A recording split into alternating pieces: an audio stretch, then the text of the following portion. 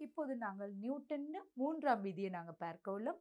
அந்த வகையில் ஒவ்வொரு தாக்கத்திற்கும் சமனானதும் எதிரானதுமான மறுதாக்கம், அதாவது தாக்கம் என்பது இங்கே விசை என குறிப்பிடப்படுது உண்டு. உங்களுக்கு தெரியணும், முக்கியமாக நீங்கள் ஒரு பந்து சுவரில் எறிந்திருக்கிறண்டா அந்த பந்து திரும்ப உங்களோட கையை வந்தடைகின்றது. ஆகவே நீங்கள் என்ன அங்கே ஒரு விசையை கொடுக்குறீங்க, எறிகிற ஒரு விசையை கொடுக்குறீங்க, அந்த தள்ளுறீங்க, அங்கே தள்ளி இப்போ என்ன செய்யணும், அந்த சுவரினால் எங்களுக்கு மீண்டும் அந்த விசையை கொடுக்கப்படுறதால அந்த எறிந்த பந்து மீண்டும் எங்களை வந்தடைகின்றது. ஆகவே இங்கே பாருங்கள், உங்களுக்கு தெரியணும், ஒரு பொருள் ஒன்று இருக்கின்றது, இதே மாதிரி இன்னொரு பொருள் ஒன்று இருக்கின்றது. இந்த பொருளுக்கு நாங்கள் இவ்வாறு விசையை பிரயோகித்தால் அதே நேரத்தில் அந்த பொருளாலேயும் சமனான ஒரு விசையை பிரயோகிக்கப்படும் என்பது உங்களுக்கு தெளிவாக இருக்கணும். ஆகவே பாருங்கள், ஒவ்வொரு தாக்கத்திற்கும் சமனானது, பாருங்கள் சமனானது, இந்த பெருமன் சமனானது, இந்த பெருமன் சமனானதும் எதிரானதுமான மறுதாக்கம், ஆனால் பிரயோகித்த விசைக்கு எதிர் திசையில் அது பிரயோகிக்கப்படும் என்பது உங்களுக்கு தெளிவாக விளங்கியிருக்க வேண்டும். இது உண்மையில் நிறைய சந்தர்ப்பங்கள் நியூட்டன் 3ஆம் விதி அதிக அளவில் அன்றாட வாழ்க்கையில் நாங்கள் பயன்படுத்துகின்றோம். அது தொடர்பான விடயங்களை நாங்கள் இனி வரும் பகுதிகளில் பார்ப்போம். இங்கே பாருங்கள், அது நாங்கள் தொடர்புபடுத்தி இங்கே விளக்குவதற்காக ஒரு பரிசோதனை ஒன்று ஆய்வுக்கூடத்தில் செய்ய உள்ளோம். அந்த வகையில் நியூட்டனின் 3ஆம் விதியை வாய்ப்பு பார்த்தல், இது உங்களுக்கு தெரியணும். இது எளிய, மிக மிக எளிய பரிசோதனை ஒன்று. உங்களோட வீட்டிலேயே நீங்கள் இதை செய்து பார்க்கலாம். அதாவது ஒரு பலூன் என்று எடுக்கிறீங்க, அந்த பலூனில் நீங்கள் என்ன செய்றீங்க, ஊதி வழியை நிரப்புறீர்கள். அதாவது உங்கள் வாயினால் ஊதி வழியை நிரப்புறீர்கள். அவ்வாறு நிரப்பின பலூனானது என்ன நடக்க போகுது, இறுக்கி அந்த வாயை இறுக்கி நீங்கள் பிடிங்க, இடுக்கி பிடித்திருங்க, இப்படி பிடித்தீங்கன்னா பலூன் இப்படி இந்த மாதிரி இருக்கு. பின் என்ன செய்றீங்க, மெதுவாக இந்த கையை விடுங்க, கையை தளர்த்துருங்க. அந்த சந்தர்ப்பத்தில் என்ன நடக்கும், இந்த பலூன் கீழ் நோக்கி, அதாவது பலூனுக்குள் நிரப்பப்பட்டுள்ள வழி நிரலால் என்ன செய்கின்றது, கீழ் நோக்கி வெளியேறுகின்றது. அப்போ அந்த சந்தர்ப்பத்தில் என்ன செய்கின்றது, பலூனானது மேல் நோக்கி இயங்க போகின்றது. அப்போ பாருங்கள், வழி மூலக்கூறுகள் கீழ் நோக்கி இயங்குறது, பலூனால் கீழ் நோக்கி தள்ளப்படுகின்றது. அதே நேரத்தில் என்ன நடக்கின்றது, வழி மூலக்கூறுகளால் பலூனை மேல் நோக்கி தள்ளப்படுகின்றது. இதுதான் பாருங்கள், கீழ் நோக்கி தள்ளப்படுறது தாக்கம், அதற்கு எதிராக மேல் நோக்கி இயங்குறது மறுதாக்கம் என்பது தெளிவாக விளங்கியிருக்கணும். இந்த செயற்பாடைத்தான் நாங்கள் இங்கே ஆய்வுக்கூடத்தில் செய்ய போகின்றோம். இதற்கு தேவையான பொருட்கள் உங்களுக்கு தெரியணும். பலூன், வழி நிரப்பப்பட்ட பலூன்,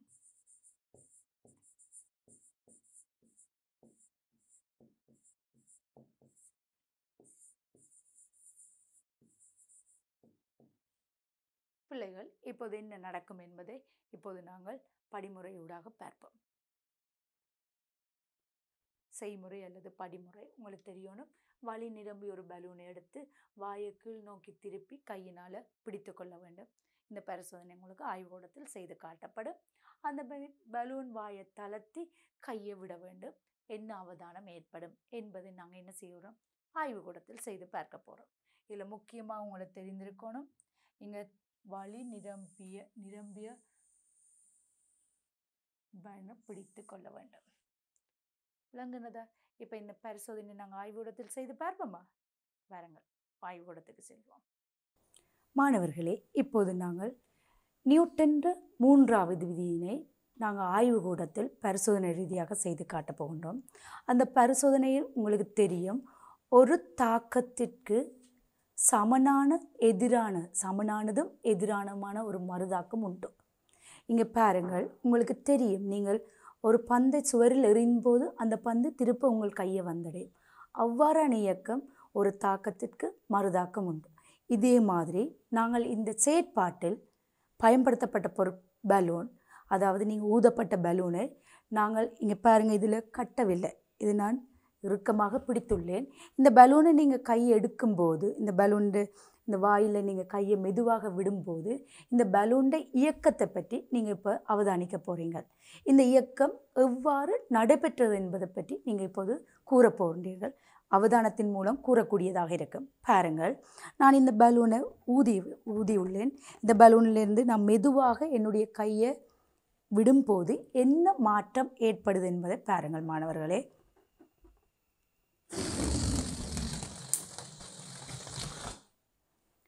மாணவர்களே, இப்போது இந்த பரிசோதனையிலிருந்து நீங்கள் என்ன அவதானித்தீர்கள்? நீங்கள் மெதுவாக இந்த கையை விடும்போது பலூன் எவ்வாறு இயங்குகின்றது? மேல் நோக்கி இயங்குகின்றது. இந்த இயக்கம் ஏன் இவ்வாறு நடைபெற்றது? அதாவது இந்த பலூனில் உள்ளுக்குள்ளே என்ன இருந்தது? வளி மூலக்கூறு, அந்த வாயு மூலக்கூறுகள். அந்த வாயு மூலக்கூறு நாங்கள் கையை வெடுக்கும்போது என்ன செய்கின்றது? அந்த வாயு மூலக்கூறுகள் தான் கீழ் நோக்கி இயங்குகின்றது. அவ்வாறு இயங்கும் போது இந்த பலூனிலேருந்து என்ன செய்யுது? பலூனை நோக்கி மேல் நோக்கி என்ன செய்கிறது? வளி மூலக்கூறுகள் தாக்குகின்றது. பாருங்கள், வளி மூலக்கூறுகள் கீழே இயங்கும் போது, அதாவது வளி மூலக்கூறுகள் கீழே இயங்குகிற தருணம், அதனாலே மேல் நோக்கி என்ன செய்யப்படுகின்றது? பலூன் மீதும் வளி மூலக்கூறுகளால் தாக்கத்தை ஏற்படுத்துகின்றது. கீழே இயங்குகிற தாக்கத்திற்கு எதிரானது தான் மறு தாக்கம். பாருங்கள், இந்த செயற்பாட்டிலிருந்து ஒரு தாக்கத்திற்கு மறுதாக்கம் உண்டு என்பதை நீங்கள் என்ன அவதானிக்கக்கூடியதாக இருந்தது. இந்த நியூட்டன் 3ஆம் விதி உங்களுக்கு தெரியும். ஒரு தாக்கத்தின் விசைக்கு மறுதாக்கம், அதாவது சமனான மறுதாக்கம் உண்டு. அந்த சமனான மறுதாக்கம் நீங்கள் இப்போது இந்த பரிசோதனை ரீதியாக விளக்கமாக கற்றுள்ளீர்கள். பிள்ளைகளே, இப்போது நீங்கள் ஆய்வுக்கூடத்தில் பார்த்த அவதானம் என்னன்றது பார்ப்போமா? என்ன பார்த்தீர்கள்? பலூன் எவ்வாறு மேல் நோக்கி சென்றதுன்னு உங்களுக்கு பார்க்கக்கூடியதாக இருந்ததா? என்னென்ன அவதானித்தீர்கள் நீங்கள் கூறுங்கள் பார்ப்போம். அதாவது நீங்கள் பார்த்தீங்கன்னா இந்த பலூன் பாருங்கள், இதே மாதிரி தான் நீங்கள் பார்த்துருப்பீர்கள். இந்த பலூன்லேருந்து வளி மூலக்கூறுகள் கீழ் நோக்கி என இயங்குகின்றது. அந்த பலூனால் கீழ் நோக்கி வெளியேறுகின்றது. அதனால் மறுதாக்கம் என்ன செய்கின்றது? பலூனால் மேல் நோக்கி இழுத்து செல்லப்படுகின்றது. இங்கே முக்கியமான 3 விடயங்கள் நீங்கள் அவதானித்திருப்பீர்கள். ஒன்று, என்ற சத்தத்தோட வலி என்ன செய்கிறோம்? வெளியேறுகின்றது. அது நீங்கள் பார்த்துருப்பீங்க. அதே நேரத்தில் என்ன செய்யுங்க? பலூன் மேல் நோக்கி சென்றிருக்கு. இதே நேரத்தில் இன்னொன்று பார்த்துருப்பீங்க, பலூனின் அளவு என்ன செய்திருக்கு? சிறிதாக இருக்கு. பேருந்து என்ன செய்திருக்கு? பலூன் ஒரு குறிப்பிட்ட, அதாவது முழு வலியும் வெளியேற்றினோன்னு என்ன செய்தது? கீழே விழுந்தது. அப்போ நீங்கள் இவ்வாறான அவதானங்களை நீங்கள் இங்கே அவதானித்திருப்பீர்கள். அப்போ அந்த அவதானங்களை இப்போது எழுதுவோமா? எழுதுவதற்கு முன்னம் என்ன நடக்குது என்பதை பார்ப்போம். பிள்ளைகள் இங்கே பாருங்கள், இந்த இதுக்குள்ள வழி நிரப்பப்பட்டிருக்கு. இந்த வழி நிரப்பப்பட்டிருப்பதால் என்ன எனக்கு முக்கியமாக தாக்கம், வழி கீழ் நோக்கி வெளியேறும். இந்த வழி இந்த பாருங்கள், இந்த பகுதி ஒடுங்கின பகுதி வாய்ப்பகுதியை நாங்கள் தளர்த்தும் போது என்ன செய்யணுதுன்னா வழி கீழ் நோக்கி இயங்கு வெளியேறுனது. கீழ் நோக்கி இயங்குறது தான் நாங்கள் என்ன சொல்லுவோம்? தாக்கம். ஏன் முதற் செயற்பாடு இதுதான் நடக்க போகுது, கீழ் நோக்கி இயங்க போகுது. ஏன் இதுக்குள்ள நாங்கள் அமுக்கி அடைக்கப்பட்ட வழியானது எப்போவுமே என்ன செய்யும்? வெளியேறத்தான் பார்க்கும். அந்த வகையில் இங்கே என்ன, வாயை திறந்தவுடன் தளர்த்தியவுடன் என்ன நடக்குது? வழி கீழ் நோக்கி இயங்கும். ஏன் நீங்கள் ஏற்கனவே கற்றுள்ளீர்கள், வழி என்ன? பரவும் ஆற்றலுடையது. அந்த வகையில் இப்போ வழி என்ன செய்யணுது? கீழ் நோக்கி இயங்கும். இங்கே பலூனில் வழி கீழ் நோக்கி வெளியேறுதலும் அதன் மறுதாக்கமாக பலூன் மேல் நோக்கி இழுத்து செல்லப்படுவதும் உங்களுக்கு தெரியணும். அதே நேரம் தாக்கம் வழி கீழ் நோக்கி மறுதாக்கம் என்ன செய்யும்? பலூன் மேல் நோக்கி இழுத்து செல்லப்படும். அப்போ இங்கே பாருங்க, ஏன் இங்கே இந்த வளி மூலக்கூறுகளால் பலூன் மீது ஒரு விசையை பிரயோகிக்கப்படுகின்றது, தாக்கத்தை செலுத்துகின்றது. அது என்ன செய்யுது? மேல் நோக்கி செல்லுகின்றது. விளங்குகின்றதா பிள்ளைகள்? அப்போ இங்கே நீங்கள் என்ன அவதானம் என்பதை இப்போது எழுதுவோம். முதலில் நீங்கள் இங்கே கவனியுங்கள். இல்லை, நீங்கள் முதலாவது அவதானம் என்ன செய்வீர்கள்? வழி வெளியேறும், வழி கீழ் நோக்கி வெளியேறும். அந்த நேரத்தில் என்ன சத்தத்துடன் சென்ற சத்தத்துடன் கீழ் நோக்கி வெளியேறும். ஆகவே ஒலியுடன் வழி கீழ் நோக்கி வெளியேறும்.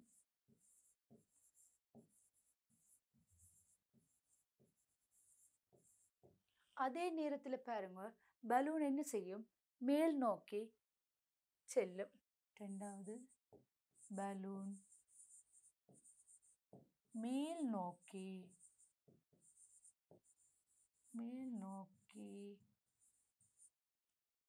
இயங்கி சிறிது நேரத்தின் பின்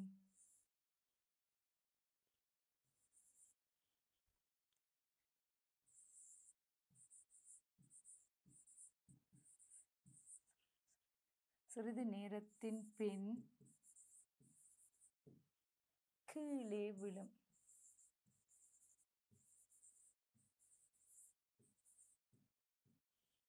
மூன்றாவது பார்த்தீர்கள் என்று சொன்னால் என்ன நடக்கும்? பலூனின் அளவு சிறியதாகும். அதாவது பலூன் என்ன செய்யும்? வெளியேற என்ன செய்யும்? சுருங்கும். பலூன் சுருங்கும் அல்லது சிறிதாகும். விளங்குகிறதா? இந்த 3 அவதானங்களும் முக்கியமான ஒரு விடயமாக காணப்படுகின்றது.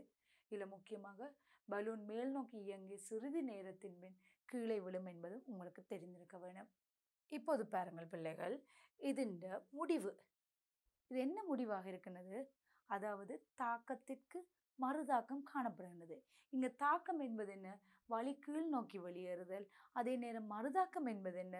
பலூன் மேல் நோக்கி செல்லுதல். இங்க வழி கீழ் நோக்கி வெளியேறுதல்ல முக்கியமாக பலூன் இல்லை. அதை பாருங்க, பலூனில் வழி கீழ் நோக்கி வெளியேறுதல் அது உங்களுக்கு தெரிந்திருக்கணும். அதே நேரத்தில் வளி மூலக்கூறுகளால் பலூனானது மேல் நோக்கி இழுத்து செல்லப்படுகின்றது என்பது மறுதாக்கம் என்பது தெளிவாக விளங்கியிருக்க வேண்டும். ஆகவே இங்கே முடிவு என்ன எழுத போகின்றோம் உங்களுக்கு தெரியணும். வழி கீழ் நோக்கி வெளியேறுதல் தாக்கம். அதே நேரம் மறுதாக்கம் என்ன? பலூன் மேல் நோக்கி செல்லுதல்.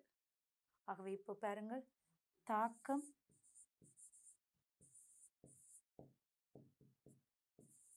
வழி கீழ் நோக்கி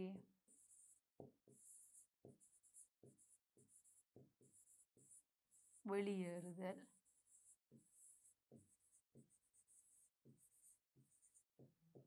அதே நேரம் மறுதாக்கம்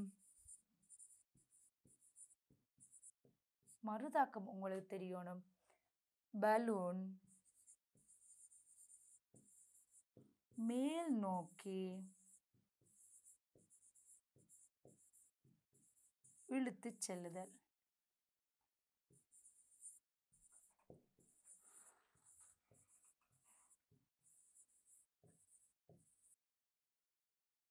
ஆகவே இப்போது உங்களுக்கு இந்த பகுதியிலிருந்து நீங்கள் பெற்றுக்கொண்ட முடிவு என்னென்னு தெரியும்.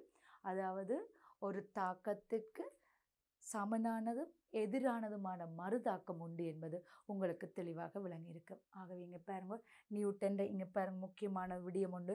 நியூட்டன் 3ஆம் விதி இங்கே பயன்படுத்தப்படுகின்றோம். ஒரு தாக்கத்திற்கு இங்கே தாக்கம் என்பது உங்களுக்கு தெரியணும் விசை. ஒரு தாக்கத்திற்கு சமனானதும் எதிரானதுமான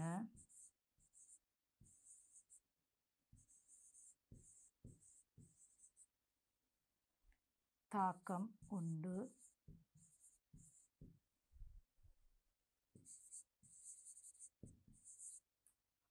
அதுவே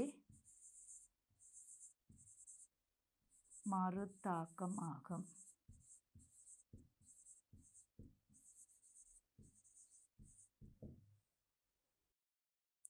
பிள்ளைகள், இதேதான். அதாவது நியூட்டன் 3ஆம் விதியை இன்னொரு முறையில் வாய்ப்பு பார்க்க போகின்றோம். அதற்கு பாருங்கள், நியூட்டன் 3ஆம் விதியை வாய்ப்பு பார்த்தல். அதற்கு தேவையான பொருட்கள் என்பது உங்களுக்கு தரப்பட்டிருக்கின்றது. அதே நேரம் தேவையான பொருட்களுக்கு பிறகு படிமுறைகளின் பிறகு அவதானம், முடிவு நீங்கள் இங்கே செய்ய வேண்டியது. இப்போ பாருங்கள், தேவையான பொருட்கள் என்ன என்பது பார்ப்போம். இங்கே பாருங்கள், வழி நிரப்பப்பட்ட பலூன். தேவையான பொருள் ஒன்று, வழி நிரப்பப்பட்ட பலூன்.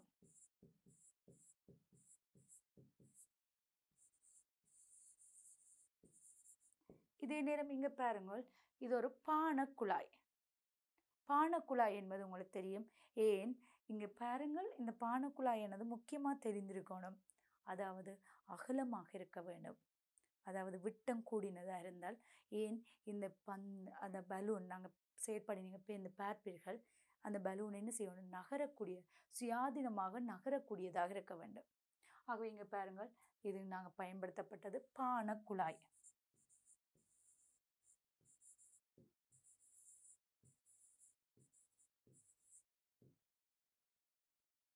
பானக்குழாய். இதே நேரம் உங்களுக்கு தெரியணும், இந்த பலூனோட, அதாவது இந்த பலூனோட பானக்குழாய் எண்ணெய் பொருத்துவதற்காக நீங்கள் பயன்படுத்தப்பட்டது செலோ டேப்.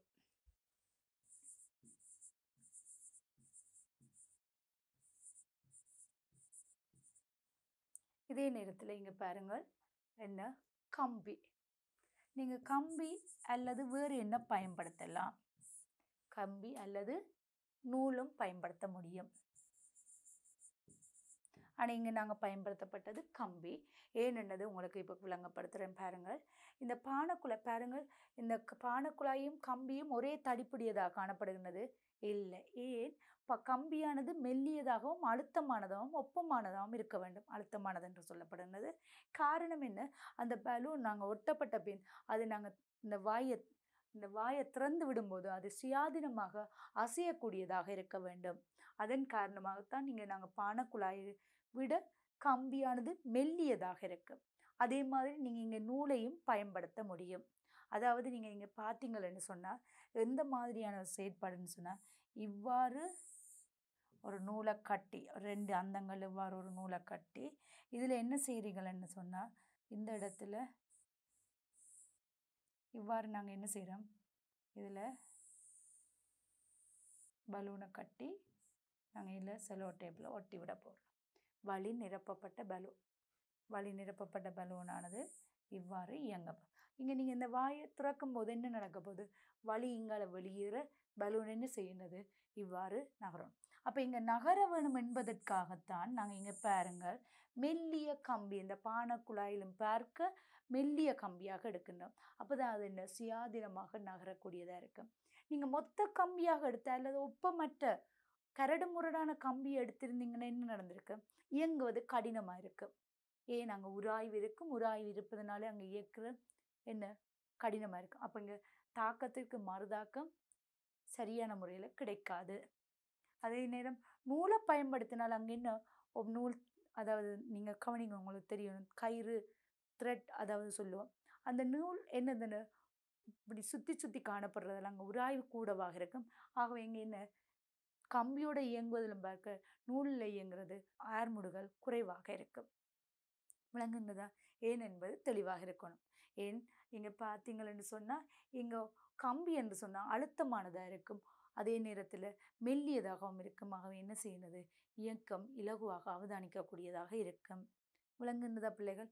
இப்போது இந்த பரிசோதனைக்கான படிமுறைகளை பார்ப்போம். பிள்ளைகள் கவனிங்க. வழி நிரம்பி ஒரு பலூனை எடுத்து ஒரு செலோ டேப் துண்டை கொண்டு ஒரு பானக்குழாயை துண்டுடன் பொருத்தி கொள்ளுங்கள். அதுதான் ஏற்கனவே நான் உங்களுக்கு காட்டியுள்ளேன். அதன் பின்னர் பானக்குழாயினூடாக ஒரு நேரிய கம்பியை செலுத்தி அக்கம்பியை கிடையாக இருக்குமாறு இரு பக்கங்களுடன் இணைத்து கொள்ளுங்கள். பிள்ளைகள், அதுதான் நீங்கள் கூறப்படுகிறது, இந்த பக்கங்களில் இணைத்து கொள்ளுகிறீர்கள். இவ்வாறு இருக்க வேண்டும். இதில் நாங்கள் செலோ டேப்பால் ஒட்டி இருக்கின்றோம். பானக்குழாய் காணப்படுகின்றது. பலூன் வழி நிரப்பப்பட்டிருக்கு. இது என்ன நூலால் கட்டப்பட்டிருக்கு.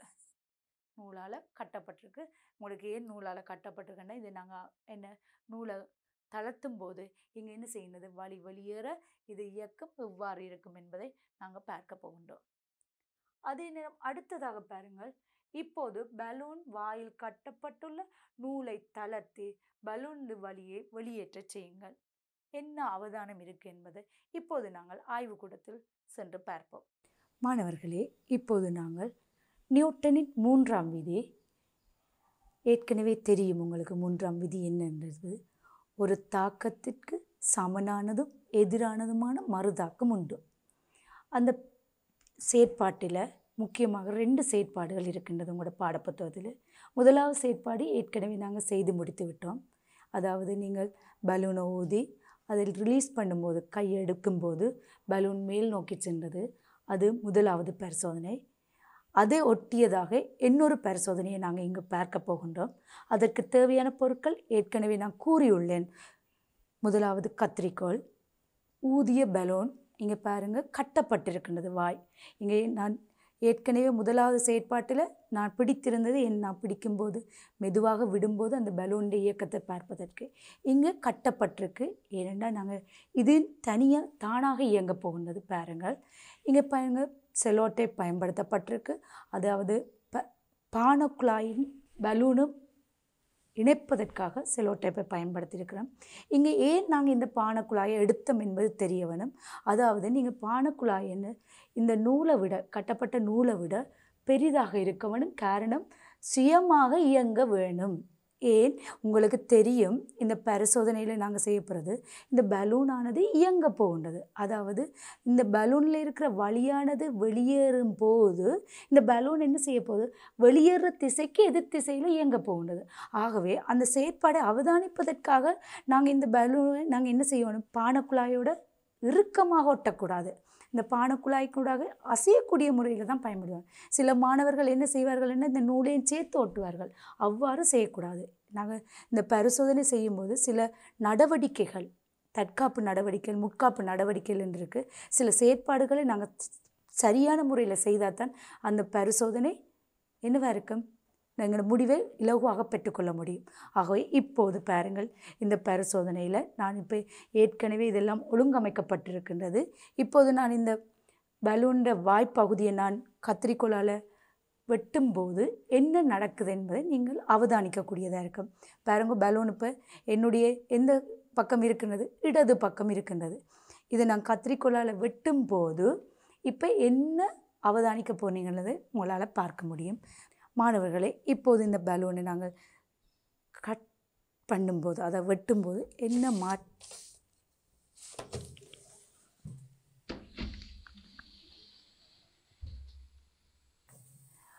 உங்களால் இந்த மாற்றத்தை அவதானிக்க முடிந்ததா? பாருங்கள் மாணவர்களே, இதில் இருந்த பலூன் இப்போது என்ன செய்திருக்கு, அதற்கு எதிர் திசையில் மூவ் பண்ணியிருக்கு. அதாவது அசைந்திருக்கு. பாருங்கள், இங்கே என்ன மாற்றம் நடந்தது. அதாவது இங்கே நிரப்பப்பட்ட வழி நிரப்பப்பட்ட பலூனானது வெட்டும்போது அதன் நிரப்பப்பட்ட வழி என்ன செய்கின்றது, வெளியேறுகின்றது, இடது பக்கமாக வெளியேறுகின்றது. அவ்வாறு வெளியேறும்போது என்ன நடக்கின்றது, உள்ளுக்குள்ளே என்ன பலூனை நோக்கி ஒரு விசை தாக்கப்படுகிறது. அதுதான் மறுதாக்கம். அந்த விசையினூடாக என்ன செய்கின்றது, வலது பக்கம் இந்த பலூன் இயங்கி இருக்கிறது. ஆகவே இப்போது இந்த செயற்பாட்டிலிருந்து உங்களுக்கு விளங்கி இருக்கு, நியூட்டன் 3ஆம் விதியில், அதாவது ஒரு தாக்கத்திற்கு சமனானதும் எதிரானதுமான மறுதாக்கம் உண்டு. இந்த செயற்பாடு உங்களுக்கு பூரணமான ஒரு விளக்கத்தை தந்திருக்கும் என்று நினைக்கின்றேன். பிள்ளைகள், இப்போது பாருங்கள், என்ன அவதானித்தீர்களா, எவ்வாறு அதன் இயக்கம் காணப்பட்டது, பார்க்கக்கூடியதாக இருந்தது. என்னென்ன அவதானித்தீர்கள் கூறுங்க பார்ப்போம். அதாவது பார்த்தீர்கள் என்று சொன்னால் இங்கே முக்கியமான ஒரு விடயம், வளி மூலக்கூறு வெளியேறுகிறது, வளி துணிக்கைகள் வெளியேறுகிறது. அதாவது நாங்கள் பலூன் வாயை தளர்த்தும் போது வளிக்கூறுகள் வெளியேறுகிறது. நாங்கள் சென்ற சத்தத்துடன் வெளியேறது உங்களால் கேட்கக்கூடியதாக இருந்தது, அவதானிக்கக்கூடியதாக இருந்தது. அதே நேரத்தில் இது என்ன செய்கின்றது, முன்னோக்கி என்ன செய்கின்றது, இயங்குகின்றது. எவ்வாறு இயங்குகின்றது, முன்னோக்கி இயங்குகின்றது. அவ்வாறு இயங்கும் போது உங்களுக்கு தெரியணும், தாக்கம் என்பது வெளியேறுதல், அதே நேரம் பலூன் நகருதல், முன்னோக்கி நகருதல் உங்களுக்கு தெரியணும், மறுதாக்கம். அதே நேரத்தில் உங்களுக்கு தெரியணும் என்ன செய்கின்றது, பலூன் என்ன செய்கின்றது, சுருங்குகின்றது, அதன் பலூன் அளவு சிறிதாகின்றது. இதுவும் விளங்கியிருக்கணும். விளங்குதா? அப்போ இந்த 3 அவதானங்களை இப்போது நாங்கள் என்ன செய்யணும், எழுதுவோம். இது என்ன காரணம் என்றது ஏற்கனவே முதலும் விளங்கப்படுத்தியிருக்கிறேன். இங்கேயும் பாருங்க, பலூனில் அடைத்து வைக்கப்பட்ட வளிக்கூறு ஆனது என்ன வெளியேறுகின்றது. அவ்வாறு வெளியேறும் போது, பலூன்லேருந்து வெளியேறும் போது என்ன நடக்குது, இந்த வளி மூலக்கூறுகளால், அந்த வளிக்கூறுகளால் என்ன நடக்கும், பலூனை முன்னோக்கி தள்ளுகின்றது. ஆகவே இங்கே என்ன நடக்கின்றது, முன்னோக்கி பலூன் இயங்குகின்றது. அப்போ இது தாக்கம், அது மறு தாக்கம் என்பது உங்களுக்கு தெளிவாக விளங்கியிருக்கணும். ஆக இங்கே பாருங்க, இவரை நாங்கள் தாக்கம் என்று குறிப்பிடுவோம். அதே நேரம் பலூன் முன்னோக்கி நகருதல், பலூன் முன்னோக்கி நகருதல், முன்னோக்கி நகருதல், இதை நாங்கள் என்னென்னு குறிப்பிடுவோம், மறு தாக்கம் என்பதை குறிப்பிடுவோம். மறு தாக்கம். இது உங்களுக்கு தெளிவாக இருக்க வேண்டும். இது பாருங்கள், இவ்வாறு நகருகின்றது, இது இவ்வாறு நகருகின்றது. அது மாத்திரமல்லாது பலூன் அளவு என்ன செய்யுது, சிறிதாகின்றது. அதுவும் உங்களுக்கு தெரியுமா? அல்லது பலூன் சுருங்குகின்றது. விளங்குகின்றதா பிள்ளைகள்? ஆகவே இப்போது நீங்கள் பாருங்க, இந்த இதனூடாக இங்கே இதிலிருந்து உங்களுக்கு தெரியும், இந்த குழாயினூடாக நாங்கள் வைத்ததுக்கு காரணம் என்ன? இலகுவாக அது இயங்கக்கூடியதாக இருந்தது என்பதை அவதானிக்கக்கூடியதாக இருந்தது. விளங்குகின்றதா பிள்ளைகள்? இப்போ நான் உங்கள்கிட்ட ஒரு சின்ன கேள்வி கேட்கின்றேன். இதில் நாங்கள் வாயினால் ஊதப்பட்ட வழியை நாங்கள் வைத்துள்ளோம். இதே நேரம் நீங்கள் இதற்கு ஐதரசன் வாயுவை அடைத்திருந்தால், இந்த பலூனுக்குள்ள ஐதரசன் வாயுவை அடைத்திருந்தால் என்ன மாற்றம் ஏற்படும் என்பதை சிந்தியுங்கள். விளங்குகின்றதா? இப்போது நாங்கள் இதன் அவதானத்தை எழுதுவோம். அவதானம் பாருங்கள். முதலாவது அவதானம் என்ன? வளி சத்தத்துடன்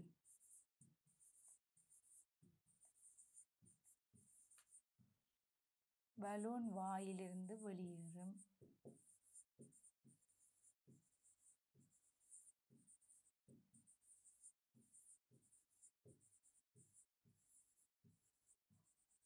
அதனால தான் நீங்கள் கூறக்கூடிய இருக்கு, வாயு வழி வெளியேறுது என்பது. அதே நேரத்தில் இன்னொரு அவதானம் இருக்கின்றது.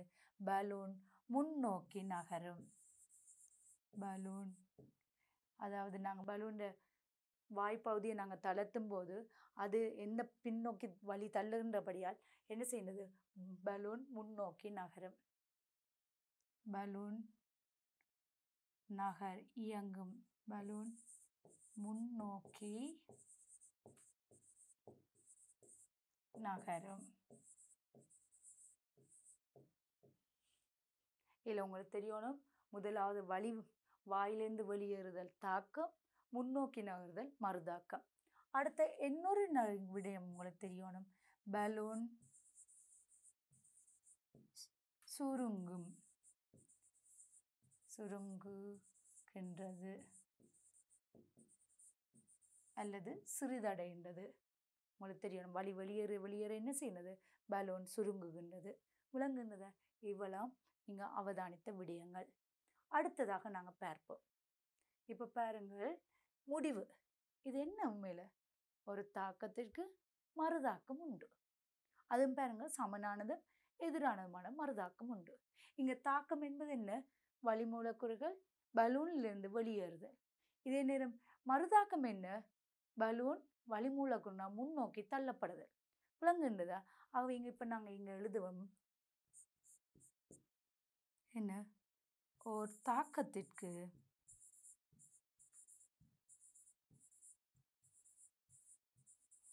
தாக்கத்திற்கு சமனானதும் எதிரானதுமான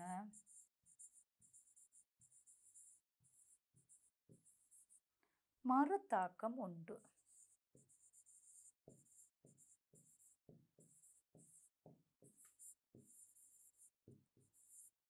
பிள்ளைகள், இப்போ நான் ஏற்கனவே உங்கள்கிட்ட கூறியுள்ளேன், அதாவது இதுக்குள்ள நாங்கள் வாயினால் ஊதப்பட்ட வழியை நாங்கள் நிரப்பினாங்க. இதே நேரம் இதுக்குள்ள ஒரு ஐதரசன் வாயு நிரப்பப்பட்டிருந்தால் அது என்னவாக இருந்திருக்கும்? மாறி இயங்கி இருக்கு. மாறி இயங்கி இருக்குமென்னு சொன்னால் மேல் நோக்கி இந்த பலூன் காணப்படும். ஏன்? உங்களுக்கு தெரியும், வழியிலும் ஐதரசன் என்ன? அடர்த்தி குறைவு. குறைவு என்பதால் என்ன செய்யும்? நீங்கள் பார்த்துருப்பீங்க, பலூன், நீங்கள் ஐதரசன் வாயு அடைக்கப்பட்ட பலூன் எப்போவுமே என்ன செய்யும்? மேல் நோக்கித்தான் காணப்படும். ஆகவே இங்கே பாருங்க, மேல் நோக்கி இருந்திருக்கும். அதே நேரம் மேல் நோக்கியபடி இயங்கும். அதே நேரத்தில் குறிப்பிட்ட நேரத்துக்கு பின் என்ன செய்யுது? கீழ் நோக்கி வளையும். இது உங்களுக்கு தெரிந்திருக்க வேண்டும். இது நீங்கள் கண்ட விடயம் முக்கியமானது. இது நாங்கள் எங்களோட ஆய்வு கூடத்தில் நாங்கள் செய்த பரிசோதனை. வாயினால் ஊதப்பட்ட பலூனை நிரப்பினாங்க. இது ஐதரசனால் நிரப்பப்பட்ட பலூனுக்கு பலூனும் நிரப்பப்பட்டிருந்தால் உங்களுக்கு அதன் இயக்கம் பற்றியும் தெளிவான விளக்கத்தை பெற்றிருக்க வேண்டும். விளங்குகின்றதா? அடுத்த விடயத்துக்கு செல்வோம். பாருங்கள், நியூட்டன் 3ஆம் விதி அன்றாட வாழ்க்கையில் நாங்கள் எங்கெங்கே பிரயோகிக்கிறோம் என்பதை இப்போது பார்க்க போகின்றோம். இது ஒரு சந்தர்ப்பம். அதாவது பாருங்கள், 2 மாணவர்கள் இங்கே பாருங்கள் 2 மாணவர்களும் கிட்டத்தட்ட என்ன செய்கிறார்கள்னா கீழே மார்பிள் வைக்கப்பட்ட பலகையில் இருக்கிறார்கள். ஏன் இங்கே மார்பிள் வைக்கப்பட்ட பலகையில் இருக்கிறாருன்னா அங்கே உங்களுக்கு தெரியணும் இந்த தொடும் மேற்பரப்பில் இலகுவாக இயங்கக்கூடியதாக இருக்கும், அழுத்தமானதாக இருக்கும், ஆக இயங்குறது இலகுவாக இருக்கும். இப்போ இது பலகையாக இருக்குமா இருந்தால், நேரடியாக நிலத்துடன் தொடுவதில் இருக்குமா இருந்தால் அந்த இயக்கத்தை தெளிவாக அவதானிக்க முடியாது. இங்கே பாருங்கள், இப்போ இவரால் இந்த மாணவன் ஏ என்ற மாணவனை நீங்கள் கருதுங்கள், பி என்ற மாணவனை கருதுங்கள். ஏ என்ற மாணவனால் என்ன நடக்குது, இவ்வாறு விசையை பிரயோகிக்கப்படுகின்றது. அந்த சந்தர்ப்பத்தில் பி என்ற மாணவனால் என்ன நடக்க போன்றது, இவ்வாறு. அப்போ இங்கே பாருங்கள், ஏ என்பது உங்களுக்கு தெரியும் இந்த மாணவன் கொடுத்தது தாக்கம். அதே நேரம் பி என்ற மாணவனால் கொடுக்கப்பட்டது மறு தாக்கம். எனவே இங்கே பாருங்கள் என்ன செய்வார்கள், 2 பேருமே எதிரெதிர் திசையில் இயங்குவார்கள். இவர் தள்ளுவதனால் இவர் பின்னோக்கி இயங்குவார், அதே நேரத்தில் இவர் தள்ளுவதனால இவர் இங்காறு இணைங்க. ஆக 2 பேரும் என்னவாக இவ்வாறு இயங்குவார்கள். அதான் பாருங்கள், உள்ளங்கை மீது உள்ளங்கையை வைத்து தள்ளும் போது இரு பிள்ளைகளும் எதிர் திசையில் தள்ளப்பட்டு செல்லும். அதாவது இவர் பாருங்கள் இவ்வாறு கொடுக்கிறார், அதே நேரம் மற்றவர் இவ்வாறு கொடுக்கிறார். பாருங்கள் தாக்கம். இங்கு மறுதாக்கம் என்பது என்னென்று விளங்கியிருக்கணும். இதே நேரம் இவர் இங்கே தாக்கமாக கொடுக்கும்போது அவரால் என்ன நடக்க போகுதுன்னு பிள்ளைகள் கவனிங்கள். இவரால் இப்போது என்ன கொடுக்கப்படுகிறது, தாக்கம். தாக்கம் என்று சொன்ன என்ன சொன்ன ஆக்ஷன். அதே நேரம் இவரால் என்ன நடக்க போகுது, ஆர் கொடுக்கப்படும். ஆகவே பாருங்கள் இங்கே பாருங்கள் இந்த சந்தர்ப்பத்தில் என்ன நடக்குதுன்றது தெளிவாக இருக்கணும். ஏ என்ற மாணவனால் என்ன ஆக்ஷன் கொடுக்கப்படுகின்றது, பி என்ற மாணவனால் ரியாக்ஷன் கொடுக்கப்படுகிறது. இங்கே பி என்ற மாணவனால் ஏ என்பதற்கு ஆக்ஷன் கொடுக்கப்படுகிறது, பி என்ற மாணவனால் ஏ என்ற மாணவர் ரியாக்ஷன் கொடுக்கப்படுகிறது. அப்போ இப்போ உங்களுக்கு விளங்கியிருக்கணும். ஆகவே இவை எதிரெதிர் திசையில் இயங்குவார்கள் என்பது உங்களுக்கு தெளிவாக விளங்கி இருக்கும். விளங்குகின்ற மாணவர்களே, இது முக்கியமான ஒரு விடயம். ஒரு மாணவன் தள்ளுகின்ற, அதே நேரம் மற்ற மாணவனும் எதிர் திசையில் தள்ளுகின்ற. அப்போ இங்கே பாருங்க தள்ளுற அந்த இலவாக இயக்கத்தை அவதானிப்பதற்காகத்தான் நீங்கள் மார்பிள் வைக்கப்பட்ட பலகையின் மீது இருக்கின்றார்கள். அப்போது உங்களுக்கு இலகுவாக பார்க்க முடியும். விளங்குனதா? அடுத்த விடயத்துக்கு செல்வோம். பிள்ளைகள், இது நீங்கள் படகோட்டி, அதாவது இயந்திரங்கள் மூலம் இயங்குகிற படகை விட இந்த துடுப்பை பயன்படுத்தி இயங்குகிற படகு, அந்த சந்தர்ப்பத்தில் இந்த நியூட்டன் 3ஆம் விதி தெளிவாக விளங்கக்கூடியதாக இருக்கு. பாருங்கள், இவர் என்ன செய்யினார், இது உங்களுக்கு தெரியணும், துடுப்பு. இந்த பகுதியை நாங்கள் என்னென்னு சொல்லுவோம், துடுப்பு. அந்த துடுப்பு மட்டையால் நாங்கள் என்ன செய்கிறோம், நீரை பின்னோக்கி தள்ளுகின்றோம். அந்த நீரை பின்னோக்கி தள்ளுறதை தான் நாங்கள் தாக்கம் என்று குறிப்பிடுவோம். அதாவது இந்த துடுப்பு மட்டையினால் நாங்கள் நீரை பின்னோக்கி தள்ளும் போது, நீரின் மீது விசையை பிரயோகிக்கும் போது, பின்னோக்கி தள்ளும் போது இங்கே நாங்கள் இதை குறிப்பிடுவது தாக்கம்.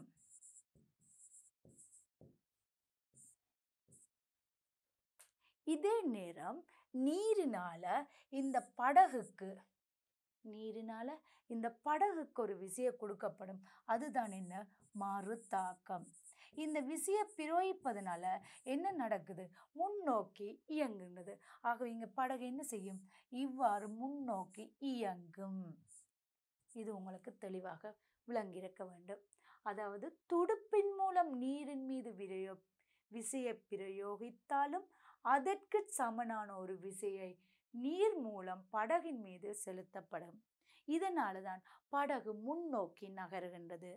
இது உங்களுக்கு இலகுவாக விளங்கக்கூடியதாக இருக்குது. துடுப்பினால் நாங்கள் நீரை பின்னோக்கி தள்ளுகின்றோம், அது நாங்கள் உங்களுக்கு தெரியணும், தாக்கம். அந்த தாக்கத்தினால நீரால் என்ன செய்கின்றது, படகு முன்னோக்கி தள்ளப்படுகின்றது, அது நாங்கள் என்ன குறிப்பிடுவோம், மறு தாக்கம். இங்கே இதிலிருந்து முக்கியமான ஒரு விடயம் உங்களுக்கு தெரியணும், தாக்கம் நீர் மூலக்கூறு பின்னுக்கு செல்லுதல். பாருங்க, அதை வேணுமென்று உங்களுக்கு குறிப்பிடுகின்றேன். தாக்கம்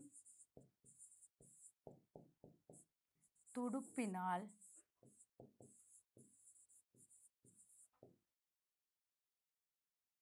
நீருக்கு விசை பிரயோகிக்கப்படுகிறது. விசை பிரயோகிக்கப்படுகின்றது.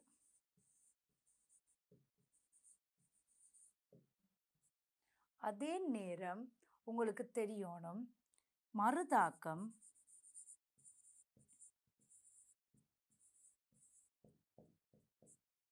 நீரினால் படகுக்கு விசை பிரயோகிக்கப்படுகிறது.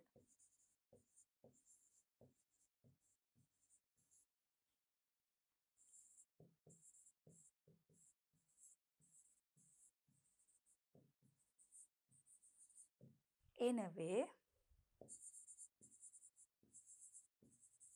படகு முன்னோக்கி செல்கிறது.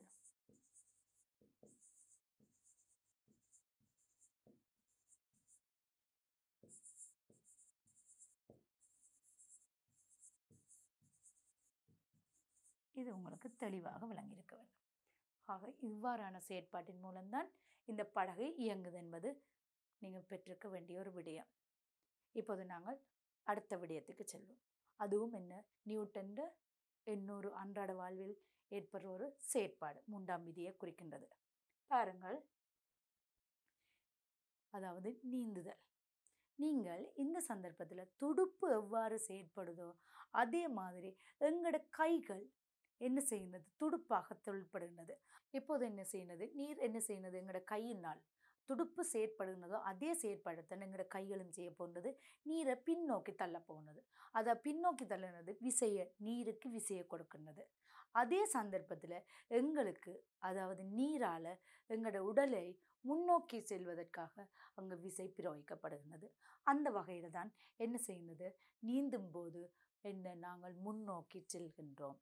பாருங்கள், இரு கைகளினாலும் நீரின் மீது விசையை பிரயோகித்தாலும் அதற்கு சமனானதும் விசையாய் நீரினால் உடலின் மீது பிரயோகிக்கின்றது. அதன் காரணமாக என்ன, நாங்கள் முன்னோக்கி நகருகின்றோம். விளங்குகின்றதா பிள்ளைகள்? இங்கு தாக்கம் என்பது நீரின் மீது விசையை செலுத்துதல், அதே நேரம் மறுதாக்கம் என்பது நீரினால் எமது உடல் மீது விசையை பிரயோகித்தல்.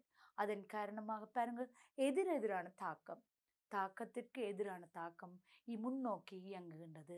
இது உங்களுக்கு தெளிவாக இருக்கணும். பாருங்கள், இந்த கவனிங்கள், இந்த நீரினால் கையினால பாருங்கள், நீருக்கு பின்னோக்கி நாங்கள் என்ன செய்கின்றோம், விசையை பிரயோகிக்கணும். அப்படி பின்னோக்கி விசையும் போது நாங்கள் என்ன செய்கிறோம், முன்னோக்கி இயங்குகின்றோம். இது உங்களுக்கு தெளிவாக இருக்கணும். அப்ப இங்க பாருங்கள், இது தாக்கமாக இருக்கும், நீரினால நாங்கள் கொடுக்கிறது. இது மறுதாக்கம், இயங்குவோம். ஆகவே இப்போது இதை நாங்கள் இவ்வாறு குறிப்பிட முடியும். பாருங்கள் பிள்ளைகள், இங்கு தாக்கம் என்பது இரு கைகளினாலும்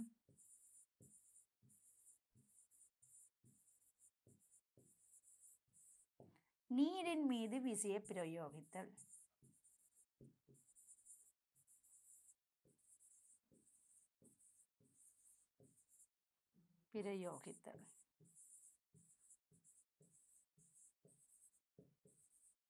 அதே நேரம் மறுதாக்கம் என்பது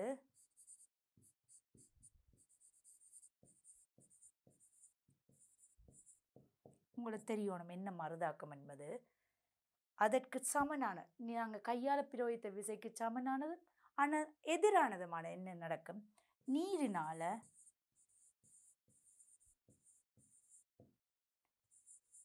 உடலின் மீது அதற்கு சமனான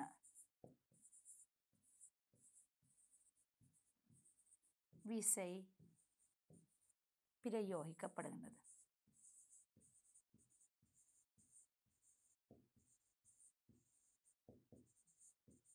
அதாவது நீரினால் உடலின் மீது அதற்கு சமனான விசை பிரயோகிக்கின்றது.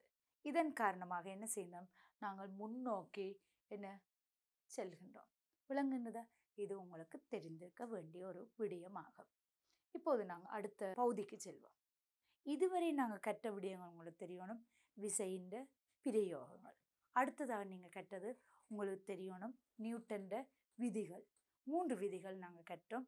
நியூட்டன் முதலாம் விதி, நியூட்டன் இரண்டாம் விதி, நியூட்டன் மூன்றாம் விதி. இதன் பின் நாங்கள் கற்க உள்ளது உந்தம். உந்தம் என்பது என்ன? உங்களுக்கு தெரியணும். இயங்குகின்ற ஒரு பொருள் பாருங்கள், இயங்கும் பொருள் ஒன்றின் இயக்கத்தை நிறுத்துவதற்கான, இங்க கவனிக்க வேண்டியது இயக்கத்தை நிறுத்துவதற்கான, இங்க கவனிங்கள், இயக்கத்தை நிறுத்துவதற்கான கடினத்தன்மையை அளவிடுவது உந்தம் எனப்படும். அதாவது நீங்க இதுவரை கற்றது ஆர்முடுகல் கற்றுள்ளீர்கள், தாக்கம் விசை கற்றுள்ளீர்கள். இங்க பாருங்கள், முக்கியமானது உந்தம் என்பது உங்களுக்கு தெரியணும். இயங்கும் பொருளொன்றின் இயக்கத்தன்மையை நாங்கள் இயக்கத்தை நிறுத்துவதற்காக பிரயோகிக்கப்படுற கடினத்தன்மையை அளவிடுதல் உந்தம் எனப்படும். அப்ப இங்க பாருங்க, பொருளின் இயக்கத்தை நிறுத்துவதற்கு உள்ள கடினம் இரு காரணிகளில் தங்கியுள்ளது. அவை எவை என்பது உங்களுக்கு தெளிவாக தெரிந்திருக்க வேண்டும். இங்க பாருங்கள், உங்களுக்கு ஒரு உதாரணம் குறிப்பு. திணிவு கூடும் போது பொருள் நாங்கள் இயக்கக்கூடியதா இருக்குமா? திணிவு கூட கூட என்ன செய்யுന്നത്? பொருளின் வேகம் குறையும். அப்ப அங்க என்ன நடக்கும்? உந்தமும் கடினத்தன்மை, என்ன பொருள் திணிவு கூடினா உந்தமும் குறையும். இப்போ உங்களுக்கு தெரியணும், ஒரு இயங்கும் பொருளின் இயக்கத்தை நிறுத்துவ கடினத்தன்மையை அளவிடுவது உந்தம். உந்தம் என்பது என்னென்றது இங்கு உங்களுக்கு தெரிந்திருக்க வேணும். உந்தம் சமன் திணிவு தர வேகம் என்பது, இதை அடிப்படையாக வைத்துத்தான் உந்தம் கணிக்கப்படுகின்றது. இப்போ நீங்க பார்த்திருப்பீங்கள், ஆர்முடுகல் என்ன நியூட்டன் இரண்டாம் விதியின்படி பார்த்தீர்கள்னு சொன்னா, ஆர்முடுகல் நேர்விகித சமன் விசை, அதே நேரம் பிரயோகிக்கப்படும் விசை. அதே நேரம் ஆர்முடுகல் நேர்மாறு விகித சமன் திணிவு. அதன் அடிப்படையில் நாங்கள் எஃப் சமன் எம்ஏ என்று எடுத்துனாங்க. விசை சமன் திணிவு தர ஆர்முடுகல் என்று எடுத்தோம். அதே மாதிரி இங்கேயும் பாருங்கள், உந்தத்துக்கான ஒரு சமன்பாடு திணிவு தர வேகம். அதை அடிப்படையாக வைத்து உங்களுக்கு இங்கு கூற முடியும் எந்தெந்த காரணிகள் தங்கி இருக்கின்றது. ஒன்று திணிவு, இரண்டாவது காரணி உங்களுக்கு தெரியணும் வேகம். பாருங்கள் பிள்ளைகள், திணிவும் வேகமும் உந்தத்தின் தங்கியுள்ளது என்பது தெளிவாக விளங்கி இருக்க வேண்டும்.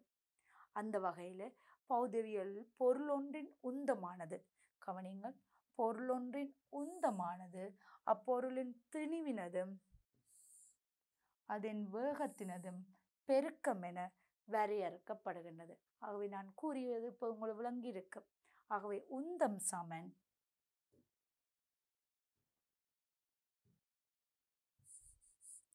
உந்தம் சமன் திணிவு தர வேகம். ஆகவே இங்க பாருங்கள், திணிவு என்பது உங்களுக்கு தெரியணும், என்ன அலகு? கிலோகிராம். அதே நேரத்தில் வேகத்துக்கு என்ன அலகு உங்களுக்கு தெரியணும்? Metre second -1. ஆகவே உங்களுக்கு அலகு என்னவாக இருக்க போதும்? உந்தத்தின் அலகு கிலோகிராம் மீட்டர் செகண்ட் -1. இதுதான் உந்தத்தின் அலகு. விளங்குகின்றதா பிள்ளைகளே? இப்போது உங்களுக்கு தெரியணும் உந்தம் என்பது என்ன?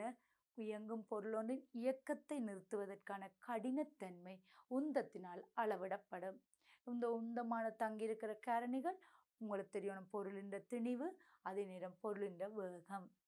அதற்குரிய சமன்பாடு என்ன என்பது தெளிவாக நீங்கள் கற்றுள்ளீர்கள். இப்போது அடுத்த விடயத்துக்கு செல்வோம். பாருங்கள்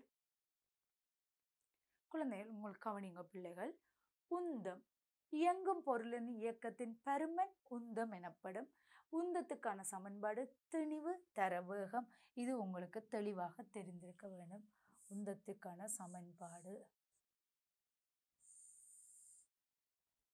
திணிவு தர வேகம். அதாவது திணிவு என்பது எம்மால் குறிக்கப்படும், வேகம் என்பது வெலோசிட்டி, மாஸ் வெலோசிட்டி, எம்பி என்று குறிப்பிடலாம். இதே நேரத்தில் அலகு உங்களுக்கு தெரியணும், கிலோகிராம் மீட்டர் செகண்ட் -1. பொருள் ஓய்வில் உள்ள போது உந்தம் 0, இயங்கவில்லை, அதாவது பொருள் ஓய்வில் இருந்தால் உங்களுக்கு தெரியணும் முக்கியமாக உந்தம் 0. இது முக்கியமான ஒரு விடயம். அதே நேரம் உந்தம் ஒரு காவிக்கணியம். இங்கே பாருங்கள், ஆர்முடுகள் ஒரு காவிக்கணியம், அதே நேரம் விசை ஒரு காவிக்கணியம், அதே நேரம் உங்களுக்கு இதுவும் தெரிந்திருக்க வேண்டும், வேகம் ஒரு காவிக்கணியம், உந்தம் ஒரு காவிக்கணியம். இதுகள் காவிக்கணியம் என்றால் என்ன? பருமனும் உண்டு, அதே நேரம் திசையும் கருதப்பட வேண்டும். விளங்குகின்றதா? அடுத்ததா பாருங்கள், அதன் திசை வேகத்தின் திசையில் அமையும். இங்க பாருங்க, தெளிவு உங்களுக்கு தெரியும், எண்ணிக்கணியம். ஆக இங்க இருக்கிறது காவிக்கணியம், வேகம். வேகத்தின் திசை உந்தத்தின் திசையாக கருதப்படும். விளங்குகின்றதா? அடுத்தது, உந்தம் ஏற்படுத்துவதற்கு பொருளிற்கு வேகம் இருத்தல் வேண்டும். ஆகவே பொருள் இயங்கினாத்தான் உந்தம் உண்டு. இயங்காத பொருள், ஓய்வுள்ள பொருளுக்கு உந்தம் இருக்குமா? இல்லை. ஏன்? அங்க என்ன? வேகம் பூஜ்ஜியம். பூஜ்ஜியமாக இருந்தால் உந்தம் பெறுமா? உங்களுக்கு தெரியும், கணித ரீதியாக நீங்க கற்றுள்ளீர்கள், ஒரு எண்ணை பூஜ்ஜியத்தினால பெருக்கும் போது பெறப்படுற விடையும் பூஜ்ஜியம். அப்ப நீங்க உங்களுக்கு தெரியும், 200 100ஆல பெருக்கினால் பூஜ்ஜியம். இந்த 200 நினைப்பது கூடாது. ஏற்கனவே நீங்கள் கணிதத்தில் விளக்கமாக கற்றுள்ளீர்கள். அந்த வகையில் உங்களுக்கு உந்தம் ஏற்படுவதற்கு பொருளுக்கு வேகம் இருத்தல் வேண்டும். அடுத்தது, வேகம் திணிவு என்பவற்றில் ஏதாவது ஒன்று அதிகரித்தால் உந்தம் அதிகரிக்கும். அப்ப திணிவு அதிகரித்தாலும் உந்தம் அதிகரிக்கும், வேகம் அதிகரித்தாலும் உந்தம் அதிகரிக்கும். இது உங்களுக்கு தெரிந்திருக்க வேண்டிய முக்கியமான விடயங்கள் ஆகும். விளங்குகின்ற பிள்ளைகள், இந்த உந்தத்தை அடிப்படையாக வைத்து இப்போ சில வினாக்களுக்கு நாங்கள் விடையளிக்க பழகுவோம்.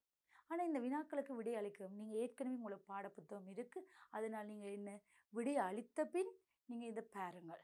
அப்போ உங்களோட ஒப்பிடுவதன் மூலம் நீங்கள் என்ன செய்யலாம், உங்களுடைய கான்ஃபிடென்ட், அதாவது நீங்கள் உங்களால் இவ்வினாக்களை உங்களால் அணுக முடியும் என்பதை நீங்கள் என்ன செய்யலாம், பெற்றுக்கொள்ள முடியும். இப்போது அந்த வினாக்களை செய்வோம்.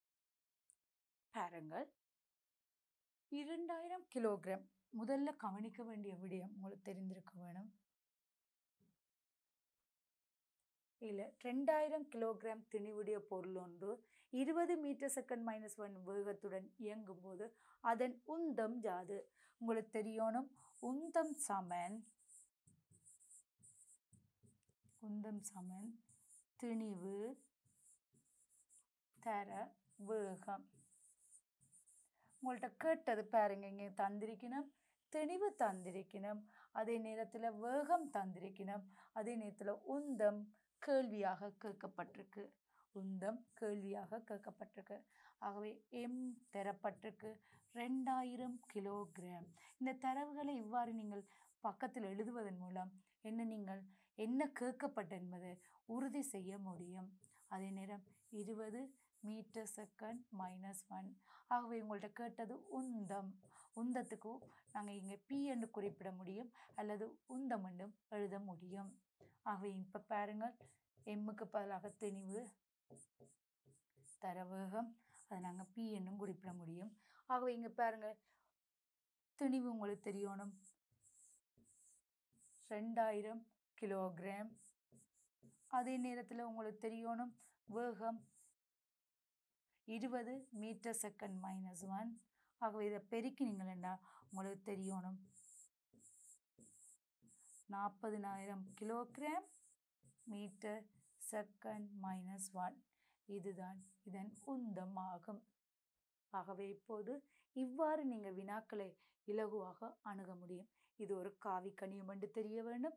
அதே நேரத்தில் உங்களுக்கு தெரியணும், இந்த அலகு நீங்கள் முக்கியமாக குறிப்பிடப்பட வேண்டும். விளங்குகின்றதா பிள்ளைகள்? இவ்வாறு அடுத்த வினாவிற்கு நாங்கள் செல்வோம். பாருங்கள், 10 கிராம் திணிவுடைய குண்டு ஒன்று. இங்கே கவனிங்கள் பிள்ளைகள், முதலாவது தரவுகளை நீங்கள் என்ன செய்யுங்க, குறிப்பிடுங்கள். 10 கிராம் திணிவுடைய குண்டு. துப்பாக்கியிலிருந்து வேகம் பாருங்க, 400 மீட்டர் செகண்ட் -2 வேகத்தில் செல்லுகிறது. அதன் உந்தம் உங்களால் கேட்கப்பட்டிருக்கு. என்ன கேட்கப்பட்டிருக்கு? உந்தம். அப்போ நீங்கள் முதல்ல என்ன திணிவு தந்திருக்கு. திணிவு என்ன? எம் சமன் 10 கிராம். இங்கே கவனிக்க வேண்டிய ஒரு விடயம் இருக்கு. அதே நேரம் பாருங்கள், வேகம் தந்திருக்கணும் 400 மீட்டர் செகண்ட் -1. உங்கள்கிட்ட கேட்டது உந்தம். எது கேட்டது? உந்தம். அதுதான் கேள்வி. இங்கே கவனிங்கள் பிள்ளைகள், எம் என்பது 10 கிராம். 10 கிராம் என்பது நீங்கள் நேரடியாக பிரதியிட்டு செய்ய முடியுமா? இல்லை. இங்கே உங்களுக்கு உந்தத்தின் அலகு தெரியும், கிலோகிராம் மீட்டர் செகண்ட் -1. ஆகவே இங்கே பாருங்கள், இதை நாங்கள் என்ன செய்ய வேண்டும்? என்னவாக செய்ய வேண்டும்? கிலோகிராமுக்கு மாற்ற வேண்டும். ஆகவே முதல்ல நாங்கள் திணிவு காண்போம். திணிவை காணும்போது உங்களுக்கு தெரியணும், நாங்கள் கிராமை கிலோகிராமுக்கு மாற்ற வேண்டுமென்றா 1000ஆல் வகுக்க வேண்டும். அந்த வகையில் இப்போது உங்களுக்கு தெளிவான விளக்கத்தை பெற்றிருப்பீங்க. 0.01 கிலோகிராம். பிள்ளைகள், இது உங்களுக்கு தெளிவாக விளங்கியிருக்க வேண்டும். இப்போ நாங்கள் என்ன உந்தத்துக்கான சமன்பாட்டை காண முடியும், போட முடியும். உந்தம் சமன் என்ன? திணிவு தர வேகம். திணிவுக்கு பதிலாக நீங்கள் இப்போ போடுவீங்க 0.01 என்ன கிலோகிராம். நாங்கள் கிராமில் இருந்தது நாங்கள் இப்போ என்ன செய்யணும்? கிலோகிராமுக்கு மாற்ற வேண்டும்.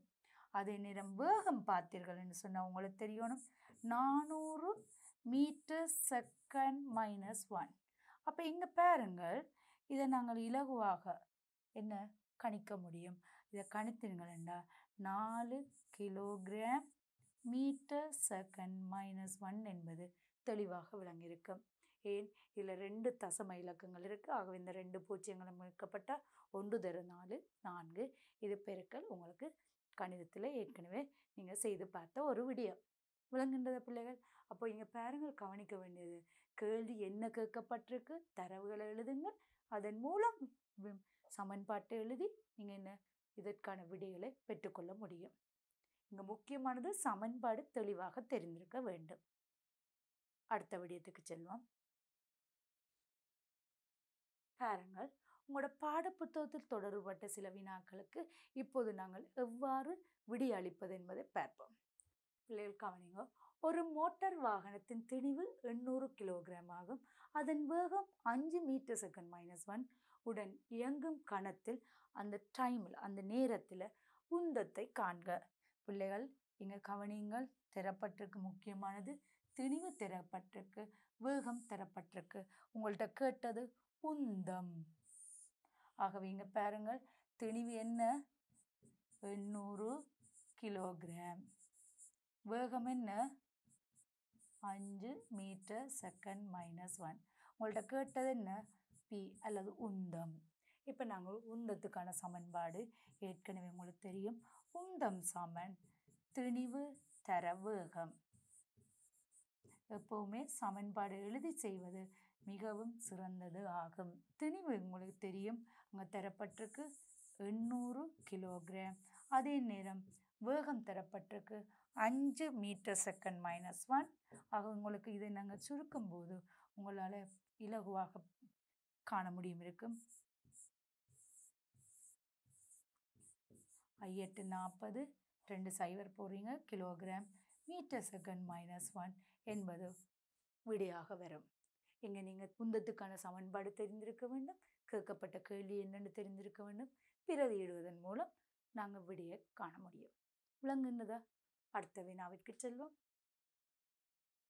ஒரு குறித்த பொருளின் திணிவு, பாருங்கள் இங்கே தரப்பட்டிருக்கு, ஒரு குறித்த பொருளின் திணிவு 600 கிலோகிராம். அதன் வேகம் 5 மீட்டர் செகண்ட் -1 ஆகும். ஒரு கணத்தில் உந்தத்தை காண்க. இதுவும் அதே மாதிரி முதல் நீங்கள் செய்த வினாவுக்கு ஒப்பானது தான். இங்கே பாருங்க, கேட்டது உந்தம் தான் காண சொல்லியிருக்கு. அப்போ நீங்கள் என்ன செய்யலாம்? பி தான் கேள்வி, திணிவு தரப்பட்டிருக்கு என்ன? 600 கிலோகிராம். தரவுகளை நீங்கள் பக்கத்தில் எழுதுவதன் மூலம் பிழை விட மாட்டீங்க. 5 மீட்டர் செகண்ட் -1. 5 metre second -1. இப்போ பாருங்கள் பிள்ளைகள், உந்தம் சமன் என்ன? திணிவு தர வேகம். சமன்பாட்டை பயன்படுத்தி எழுத முடியும். அந்த வகையில் பாருங்க, திணிவு தரப்பட்டிருக்கு 600 கிலோகிராம். வேகம் தரப்பட்டிருக்கு 5 மீட்டர் செகண்ட் -1. இப்போ பாருங்கள், நீங்கள் உங்களுக்கு பெருக்கல் உங்களுக்கு தெரியணும். 0 0 5 தர 0 5 0 5 6 30. ஆகவே 3000 கிலோகிராம் மீட்டர் செகண்ட் மைனஸ் 1. விளங்குகின்றதா பிள்ளைகள்? இந்த முறையில் நீங்கள் என்ன செய்வது, வினாக்களை இலகுவாக அணுகுவதன் மூலம் விடைய திருத்தமாக தெளிவாகவும் பெற்றுக்கொள்ள முடியும். பிள்ளைகளை அடுத்த வினாவிற்கு செல்வோம். பாருங்கள். இயங்கிக் கொண்டிருக்கும் ஒரு குறித்த பொருளின் உந்தம் 6 கிலோகிராம் மீட்டர் செகண்ட் மைனஸ் 1 ஆகும். அப்பொருளின் திணிவு 500 கிராம் எனின் அதன் வேகத்தை காண்க. இங்கு கவனிக்க வேண்டிய ஒரு விடயம், உங்களுக்கு தரப்பட்ட தரவுகளை முதலில் நீங்கள் எழுதுங்கள். பாருங்கள், ஒரு குறித்த பொருளின் உந்தம் தந்திருக்கப்பட்டிருக்கு, அதே நேரம் திணிவும் தரப்பட்டிருக்கு, வேகம் கேள்விக்குறியாக இருக்கின்றது. ஆகவே இப்போ பாருங்கள், உந்தம் தரப்பட்டிருக்கு, உங்களுக்கு தெரியணும் உந்தம் நாங்கள் பி என்று குறிப்பிடலாம். 6 கிலோகிராம் மீட்டர் செகண்ட் மைனஸ் 1 அல்லது உந்தம் என்று குறிப்பிடலாம். அதே நேரத்தில் பாருங்க, திணிவு தரப்பட்டிருக்கு, உங்களுக்கு தெரியணும் மாஸ் 500 கிராம். இதை நீங்கள் என்னென்ன முறையில் குறிப்பிடலாம், என்ன 500 கீழ் 1000 அது சமன் இவ்வளவு கிலோகிராம், அல்லது இன்னொரு முறையில் குறிப்பிடலாம் 0.5 கிலோகிராம். ஏன், உங்களுக்கு தெரியும் திணிவானது எல்லாமே சர்வதேச அலகில் இருக்க வேண்டும். திணிவோ அல்லது வேகமோ என்பன சர்வதேச அலகில் இருக்கணும். இது 500 கிராம் என்ற உங்களுக்கு 500 கிலோகிராம் என்று போடலாம், அல்லது 0.5 கிலோகிராம் என்று போடலாம். அந்த வகையில் இப்போது உங்களுக்கு அடுத்ததாக தேவையானது வேகம். அதுதான் உங்கள்கிட்ட கேட்ட கேள்வி. ஆகவே இப்போது நாங்கள் உந்தத்துக்கான சமன்பாடு பார்ப்போம். உந்தம் சமன் என்ன, திணிவு தர வேகம், அதாவது P சமன் m × v. உங்கள்கிட்ட கேட்டது v தான் கேட்டது. ஆக நீங்கள் என்ன செய்யலாம், எழுவாய் மாற்றம் உந்தத்தின் கீழ் திணிவு. இங்கே உந்தம் என்ன ஏற்கனவே தெரியும், 6 கிலோகிராம் மீட்டர் செகண்ட் மைனஸ் 1. அதே நேரம் திணிவு என்ன உங்களுக்கு தெரியணும், 0.5 கிலோகிராம் என்று போடுவோம். அல்லாட்டி நீங்கள் என்ன செய்யலாம், 500 × 1000 கிலோகிராம் என்று போடலாம். நான் 0.5 கிலோகிராம் என்று போடுகிறேன். இந்த கிலோகிராம் கட் என்ன வெட்டுப்படும் போது உங்களுக்கு தெரியணும். இப்போ பாருங்கள், 60 × 5 மீட்டர் செகண்ட் மைனஸ் 1 அது சமன் 12 மீட்டர் செகண்ட் மைனஸ் 1. ஆக பாருங்க, இங்கே வேகம் என்பது 12 மீட்டர் செகண்ட் மைனஸ் 1 என்பது உறுதியாக்கப்படுகிறது. இல்லாட்டி இன்னொரு முறையில் செய்யலாம். பாருங்கள் பிள்ளைகள், அதாவது v சமன் என்ன P × m. அந்த வகையில் Pக்கு பதிலாக 6 கிலோகிராம் மீட்டர் செகண்ட் மைனஸ் 1, இதே நேரம் என்னென்று 500 1000 எப்படி இருக்கும் கிலோகிராம். அப்போ இந்த அலகும் வெட்டப்படும். இதே நேரத்தில் மேல் நோக்கி போக போகின்றது. 6 மீட்டர் செகண்ட் மைனஸ் 1 தர 1000 கீழ் 500. ஆக இங்கே பாருங்கள், I1 I2. ஆக இப்போது பாருங்கள், 12 மீட்டர் செகண்ட் மைனஸ் 1. இந்த முறையிலையும் செய்யலாம், இந்த முறையிலையும் செய்யலாம். எது உங்களுக்கு இலவானதோ அந்த வகையில் நீங்கள் செய்து பாருங்கள். இதில் நீங்கள் பிரதிடுறது உங்களுக்கு சமன்பாடு தெரிந்திருந்தால் ஏனைய அனைத்துமே என்ன கணிதத்துடன் தொடர்பட்ட செய்கைகள். ஆகவே கணித செயல் மீண்டும் மீண்டும் செய்து பார்ப்பதன் மூலம் உங்களோட தவறுகளை நீங்கள் என்ன செய்யலாம், குறைத்து கொள்ள முடியும். அடுத்த வினாவுக்கு செல்வோம். 3 கிலோகிராம் திணிவுள்ள ஒரு பொருள். பாருங்கள், இதில் முக்கியமான ஒரு விடயம் பாருங்கள். 3 கிலோகிராம் திணிவுள்ள பொருள் ஒன்று நிலைக்குத்தாக, கவனிங்கள், நிலைக்குத்தாக மேல் நோக்கி எறியப்படுகின்றது. இயக்கம் ஆரம்பிக்கும் போது அதன் வேகம் 10 மீட்டர் செகண்ட் மைனஸ் 1 ஆகும். அதனை மேல் நோக்கி அனுப்ப தேவையான உந்தம் யாது? பிள்ளைகள் கவனிங்கள், இங்கே பாருங்கள், இது நாங்கள் நிலம் என்று வைத்தால் இந்த இடத்துல இருந்து நாங்கள் இந்த பொருளை மேல் நோக்கி அனுப்ப போகின்றோம். அப்படி மேல் நோக்கி அனுப்பும்போது அதன் ஆரம்ப வேகம் பார்த்தீங்கன்னா v சமன் உங்களுக்கு தெரியணும் 10 மீட்டர் செகண்ட் -1. இதே நேரம் இது இந்த பொருளின் திணிவு உங்களுக்கு தெரியணும் எம் குறிக்கப்படுகிறது 3 கிலோகிராம். ஆகவே இப்போ பாருங்கள் எம்மும் தெரியும் வேகமும் தெரியும், அதாவது திணிவும் வேகமும் தெரியும். ஆகவே உங்களால் என்ன நடக்கும், பியை காண முடியுமா இல்லையா, உந்தத்தை காண முடியும். ஆகவே உந்தம் சமன் என்னன்னு குறிப்பிடுவோம், திணிவு தர வேகம். திணிவு தர வேகம். இங்கே திணிவு என்பது உங்களுக்கு தெரியணும் பாருங்கள் 3 கிலோகிராம். வேகம் என்பது உங்களுக்கு தெரியணும் 10 மீட்டர் செகண்ட் -1. ஆகவே உங்களுக்கு பாருங்கள் என்ன விட போன 10 மீட்டர் செகண்ட், அதே நேரம் 3 பார்த்தீங்கன்னா 30 கிலோகிராம் மீட்டர் செகண்ட் -1. இந்த சந்தர்ப்பத்தில் அதன் உந்தம் விளங்குகின்றத பிள்ளைகள். அடுத்ததாக அது கிளம்பும் உயர்ந்தபட்ச உயரத்தில் அதன் உந்தம் யாது? பிள்ளைகள் கவனியுங்கள், இந்த பொருளை நீங்கள் என்ன செய்கிறீங்க, இதிலிருந்து இந்த சந்தர்ப்பத்தில் அதன் வேகம் பார்த்தீர்கள்னு சொன்னால் 10 மீட்டர் செகண்ட் -1. இது மேல் நோக்கி இயங்கி ஒரு குறிப்பிட்ட இடத்துல என்ன செய்யும், உயர்ந்தபட்ச உயரம் அடைந்துவிடும். ஒரு குறிப்பிட்ட உயரத்தை அடைந்துவிடும். ஏச்சென்றதை ஒரு குறிப்பிட்ட உயரத்தை அடைந்துவிடும். அந்த சந்தர்ப்பத்தில் உச்ச உயரத்தை அடைந்த சந்தர்ப்பத்தில் இது வேகம் எப்படி இருக்கும், இறுதி வேகம் எப்படி இருக்கும், பூஜ்ஜியமாக இருக்கும்.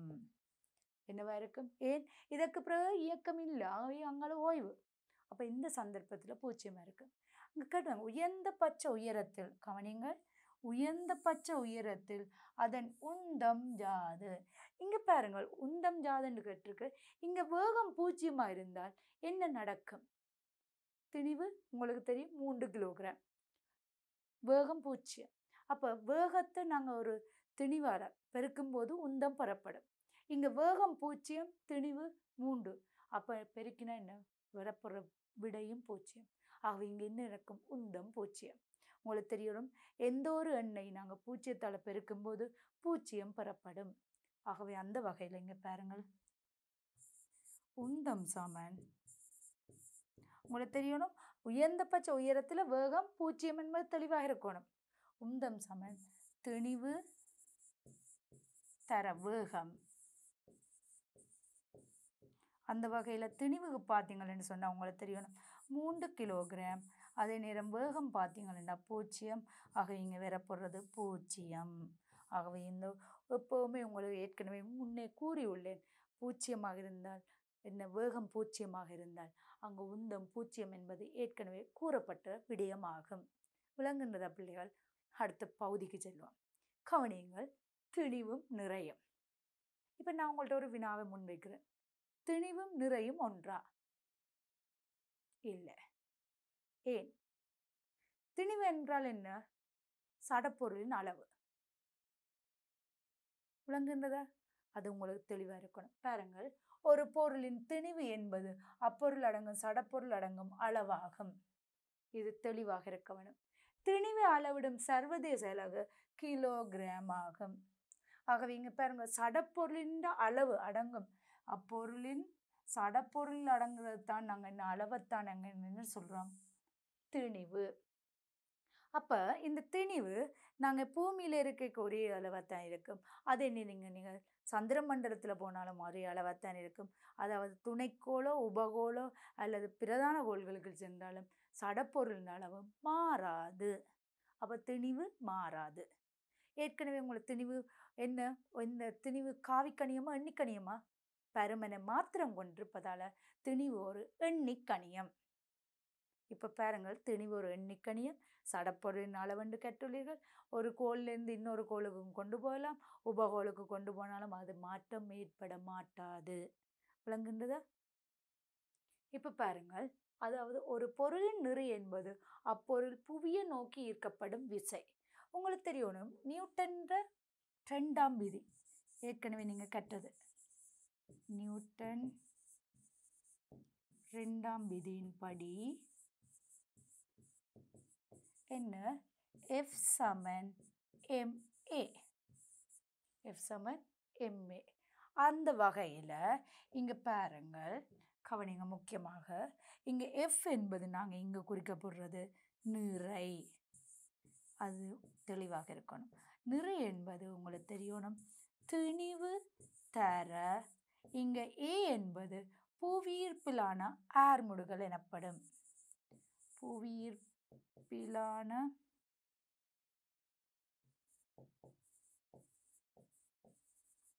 ஆர்முடுகள். அப்ப இங்க பார், ஆர்முடுகள் என்பது உங்களுக்கு தெளிவாக இருக்க வேண்டும்.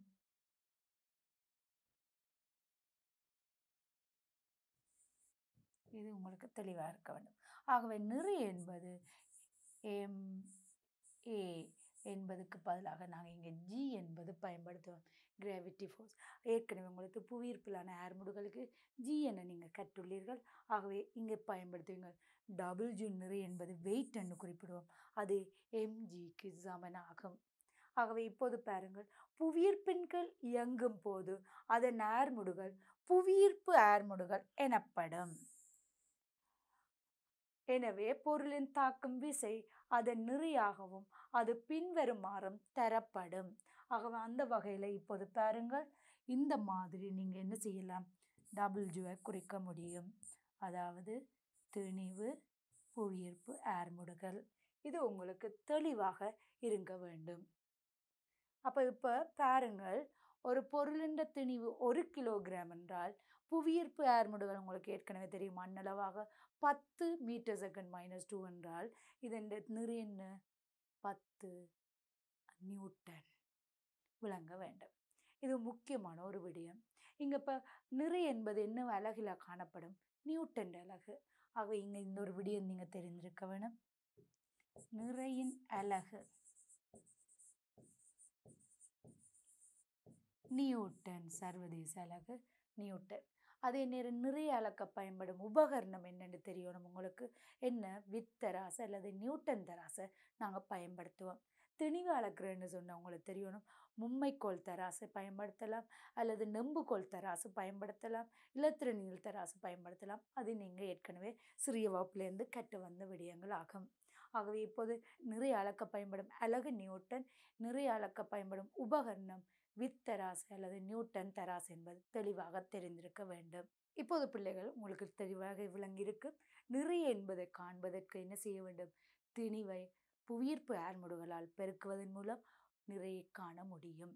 அந்த நிறையானது உங்களுக்கு தெரியணும், கோள்களிலிருந்து இன்னொரு கோள்கள் அல்லது உபகோள்களுக்கு செல்லும் போது மாறுபடும் என்பது தெளிவாக விளங்கியிருக்க வேண்டும். ஏன், அங்கே ஏற்படுற ஈர்ப்பு விசை வேறுபடும். விளங்குகின்றதா பிள்ளைகள்? அடுத்த விடயத்துக்கு செல்வோம். பாருங்கள், கடல் மட்டத்தில் புவியீர்ப்பு ஆர்முடுகள் 9.8 m/s-2. ஆகவே எம் திணிவுடைய பொருள் ஒன்று நிறை 9.8 மாஸ், அதாவது திணிவு 8 m. ஆகவே மீட்டர் இல்லை, மாஸ். ஆகவே 1 கிலோகிராம் திணிவுடைய பொருளின் நிறை 9.8 நியூட்டனாக இருக்கும். இதை எவ்வாறு பார்ப்பது என்பதை இப்போ பார்ப்போம். உங்களுக்கு தெரியணும் என்ன, நீங்கள் கற்றளிக்க புவியீர்ப்பு ஆர்முடுகள் தெரியும், F = ma. இது உங்களுக்கு தெரியும். அந்த வகையில் விசை என்பது இங்கே நாங்கள் என்ன, நிறை என்பதை குறிக்கும். அதே நேரத்தில் திணிவு என்பது பாருங்கள், புவியீர்ப்பு ஆர்முடுகள் 9.8, அதே நேரம் எம் திணிவு எம் என்றே குறிக்கப்படுகிறது. ஆர்முடுகள் 9.8 m/s-2. ஆகவே இதை நீங்கள் எவ்வாறு எழுதலாம், 9.8 m என குறிப்பிடுவீங்கள். இங்கே நிறை என்பது நாங்கள் இங்கே டபிள்யூ நிறை. ஆகவே இங்கே என்ன வரப்போகிறது, நியூட்டன் அலகில் வரும். இது தெளிவாக இருக்க வேண்டும். அந்த வகையில் இப்போது பாருங்கள், இங்கே எம் என்றதுக்கு பதிலாக நாங்கள் 1 கிலோகிராமை பயன்படுத்தும் போது எம் = 1 கிலோகிராம் எனின் அந்த பொருளின் நிறையானது இங்கே பாருங்கள் 9.8 தர 1. அதாவது உங்களுக்கு தெரியணும், 9.8 என்பது m/s-2. அதே நேரம் 1 என்பது 1 கிலோகிராம். ஆகவே இதை பெருக்கினீங்கன்னா உங்களுக்கு தெரியணும், 9.8 கிலோகிராம் மீட்டர் செகண்ட் -2. இது ஏற்கனவே நீங்கள் கற்ற விடயம்தான். 9.8 நியூட்டன். ஏன் உங்களுக்கு தெரியும், ஒரு நியூட்டன் ஒரு கிலோகிராம் மீட்டர் செகண்ட் -2 என்பது ஏற்கனவே நீங்கள் கற்ற விடயம். ஆகவே இப்போது உங்களுக்கு தெரியணும், இவ்வாறு கடல் மட்டத்தில் இந்த புவியீர்ப்பு ஏர்முடுகள் இவ்வாறு இருக்கும்போது அதன் நிறை, ஒரு கிலோகிராம் பொருளின் நிறை 9.8 நியூட்டனாக கருதப்படும். ஏற்கனவே நீங்கள் கற்ற விடயம் இன்னொன்று இருக்கின்றது.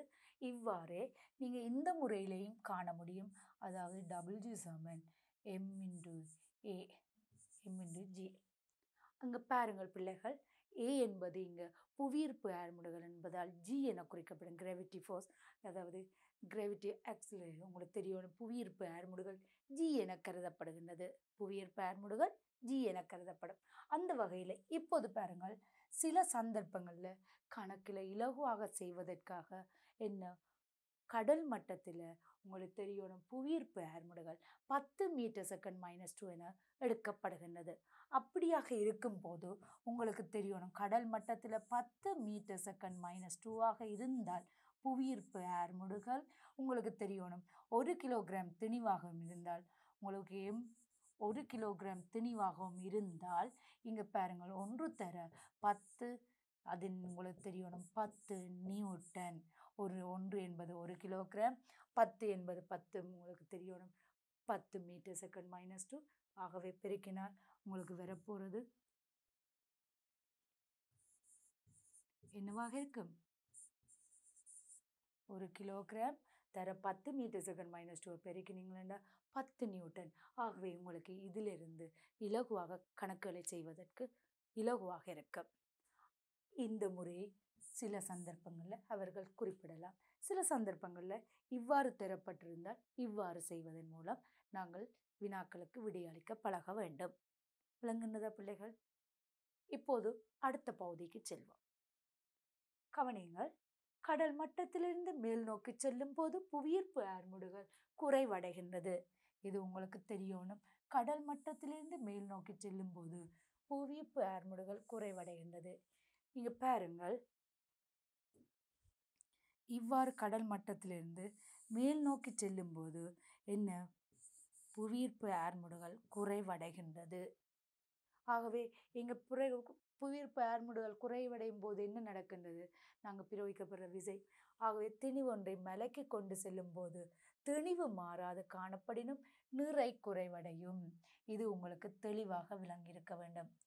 மலைக்கு கொண்டு செல்லும் போது திணிவு மாறாது, அதே நேரம் நிறை குறைவடையும். அப்போ இங்கே பாருங்கள் பிள்ளைகள், இப்போ இங்கே ஒரு பொருளை நாங்கள் கொண்டு போகணும், பொருள் ஒன்று கொண்டு போகின்றோம். இது m என்ற திணிவாக இருக்கும், சரியா, m என்ற திணிவு. அதே நேரம் நிறை என்னவாக இருக்க போகிறது, மேல் நோக்கி செல்லும் போது VW என்ன செய்யும், குறைந்து செல்லும். ஆனால் m கிலோகிராமாகவே இருக்கும், அது மாறாது. இது உங்களுக்கு தெளிவாக இருக்கணும். பாருங்கள், நீங்கள் கீழே இருந்தாலும் m கிலோகிராம் தான், மேலே கொண்டு போனாலும் m கிலோகிராம் தான், வேறொரு கோளுக்கு கொண்டு போனாலும் m கிலோகிராம். அதாவது திணிவு மாறாது. அந்த பொருளுக்கு என்ன திணிவோ அதுதான் இருக்கும். சடப்பொருளின் அளவு தானே திணிவு. ஆனால் இங்கே பாருங்கள், மேல் நோக்கி செல்லும் போது என்ன, கடல் மட்டத்திலிருந்து மேல் நோக்கி செல்லும் போது புவியீர்ப்பு ஏர்முடுகள் குறைவடைகின்றது. எனவே அங்கே என்ன, G மாறுபட, அங்கே திணிவு மாறாது. ஆகவே என்ன நடக்கும், நிறை மாறும், அது குறையும். மேல் நோக்கி போக போக என்ன, புவியீர்ப்பு ஏர்முடுகள் குறைகின்றது. ஆகவே உங்களுக்கு தெரியணும், நிறை குறையும். விளங்குனதா? அதே நேரத்தில் உங்களுக்கு இன்னொரு விஷயம் தெரியணும் பாருங்கள், சந்திரனில் மேற்பரப்பில், இது இன்னொரு விடயம் முக்கியமானது, சந்திரனின் மேற்பரப்பில் ஈர்ப்பு ஏர்முடுகள், புவியிலுள்ள புவியீர்ப்பு ஏர்முடுகளின் பெருமானத்திலும் 1/6 என்பது தெளிவாக தெரிய வேண்டும். ஆகவே சந்திரன் மேற்பரப்பில் பொருளின் நிறையானது புவியீர்ப்பின் மேற்பரப்பில் காணப்படும் நிறையிலும் 1/6 என்பது உங்களுக்கு தெளிவாக தெரிந்திருக்க வேண்டும். இப்போது அது தொடர்பான ஒரு சின்ன ஒரு உதாரணம் உங்களுக்கு நான் குறிப்பிடுகிறேன். பாருங்கள் பிள்ளைகள், இங்கே பாருங்கள், ஒரு பொருளின் திணிவு புவியில ஒரு பொருளின் திணிவு 6 கிலோகிராம். புவியில புவியில புவியில் புவியில் ஒரு பொருளின் திணிவு ஒரு பொருளின் திணிவு 6 கிலோகிராம். அதே நேரத்தில் உங்களுக்கு தெரியணும் அதன் நிறை புவியில் அதன் நிறை உங்களுக்கு தெரியணும் என்னவா இருக்கும் 6 கிலோகிராம். அதே நிறை காண்றதுக்கு 10ஆல் பெருப்பீங்கன்னா புவியீர்ப்பு அருமுடுகள் 10 என நீங்கள் வைத்திருக்கிறீங்க. உங்களுக்கு தெரியணும் G சமன் 10 மீட்டர் செகண்ட் -2 என்றால் 10 மீட்டர் செகண்ட் -2. ஆகவே இங்கே வரப்போகிறது உங்களுக்கு தெரியணும் 60 நியூட்டன். விளங்குகிறதா பிள்ளைகள்? ஆகவே இங்கே புவியில் ஒரு பொருளின் திணிவு 6 கிலோகிராம். அதே நேரம் புவியில் அதன் நிறை 60 நியூட்டன். அதாவது திணிவை புவியீர்ப்பு அருமுடுகளால் பெருக்குவதன் மூலம் பெற முடியும். இதே சந்தர்ப்பத்தில் இதை இப்போ பாருங்கள், சந்திரனுக்கு கொண்டு போவோம். எங்கே கொண்டு போக போகிறோம்? சந்திரனுக்கு. பாருங்கள், அதே பொருளுள்ளே அதே திணிவு 6 கிலோகிராம். அதே பொருள் தான் நாங்கள் என்ன செய்கிறோம், சந்திரனில் உள்ள போது சந்திரனில் அப்பொருளின் திணிவு மாறுமா? இல்லை. ஏன்? உங்களுக்கு தெரியணும் சடப்பொருளின் அளவு எந்த ஒரு சந்தர்ப்பத்திலும் மாறுபடாது. விளங்குகிறதா பிள்ளைகள்? இப்போது உங்களுக்கு அடுத்ததாக நாங்கள் பார்க்க போகிறோம் சந்திரனில் அதன் நிறை. சந்திரனில் அதன் நிறை அப்பொருளின் நிறை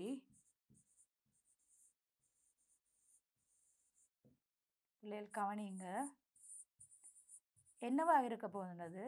உங்களை பாருங்கள் 6ல் ஒரு பங்கு. அதாவது பூமியில் நிறை என்ன பாருங்க, இங்கே பாருங்க, புவியீர்ப்பு அருமுடுகளின் பெருமானத்தின் 6ல் ஒரு பங்கு. அப்போ நீங்கள் என்ன செய்யலாம், 2 முறையில் காணலாம். அந்த வகையில் பாருங்கள் 6 தர உங்களுக்கு தெரியணும் 10. இதே நேரத்தில் என்ன செய்ய போகிறீங்க, உங்களுக்கு தெரியணும் 6ல் ஒரு பங்கு. அப்போ இலகுவாக நீங்கள் என்ன செய்யலாம், இவ்வாறு வெட்டுவதன் மூலம் 10 நியூட்டனாக இருக்கும். விளங்குகின்றதா? இந்த முறையிலையும் செய்யலாம், அல்லது இன்னொரு முறை இருக்கு பாருங்கள் பிள்ளைகள்.